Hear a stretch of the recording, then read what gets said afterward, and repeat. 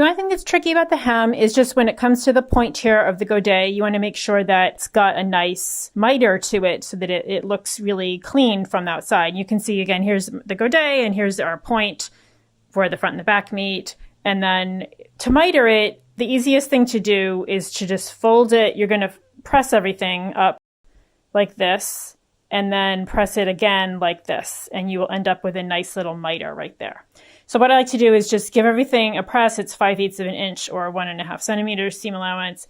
And then I like to pin everything in place. I'm going to show you first the way to do it with a cover stitch machine if you have that as an option on your serger. And then also you can do it either just with the long narrow zigzag like you've been doing if you're doing it on a sewing machine, or you can do it with a twin needle also. To start off with, this is just a little scrap I'm going to demonstrate for you, but press the seam allowance under to the wrong side, so it's 5/8 of an inch. And then the way the cover stitch works, it's going to sew 2 rows of stitches right along the seam where the fold is. And then on the back, you'll see that it will have, the threads will be covering the junction of where the folded over bit is to the rest of the fabric for the sleeve. And that's why it's called cover stitch, because it's covering that raw edge.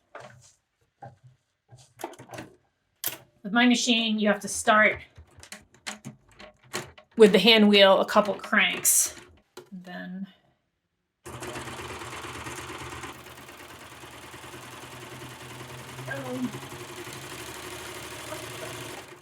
okay. And here we have it. Here's the 2 rows of stitching like I was talking about. And you can see that it stretches like you'd want it to for, this jersey top. And on the back, here's the nest of thread that is covering that raw edge. And here's a little look at what the twin needle looks like if you want to give that a try. If you've never seen one before, it comes in a package like this. This happens to be this brand. There are other brands available, of course.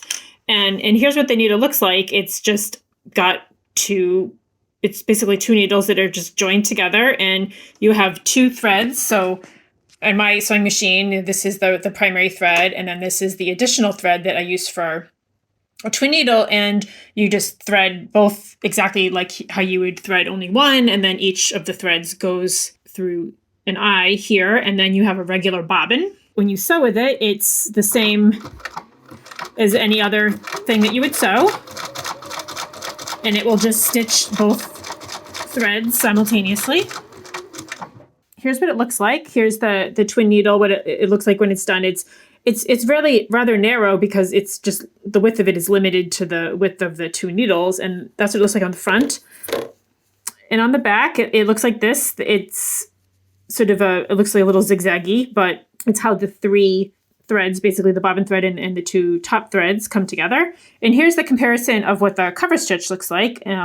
Again, it's much wider, and most cover stitch machines, you can control the width if you want to make it narrower or wider. And on the back, it does this type of a stitch where it covers the raw edge of the hem. If you wanted something that looks like a cover stitch and you don't have a cover stitch machine and you don't want to use a twin needle, then the other thing to do is just do 2 rows of top stitching equidistant from one another, and you will get basically a mock cover stitch or a cover stitch look without the cover stitch equipment. So I'm just going to hem this using the cover stitch.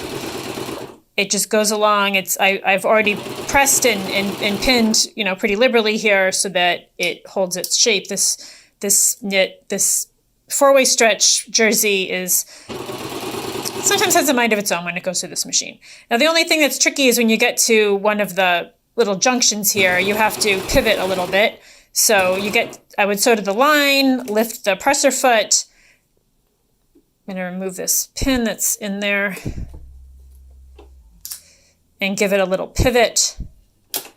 Put the presser foot down again, and we can keep going.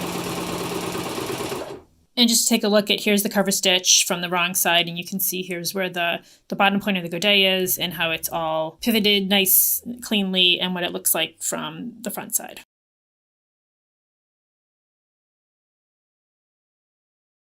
Yeah.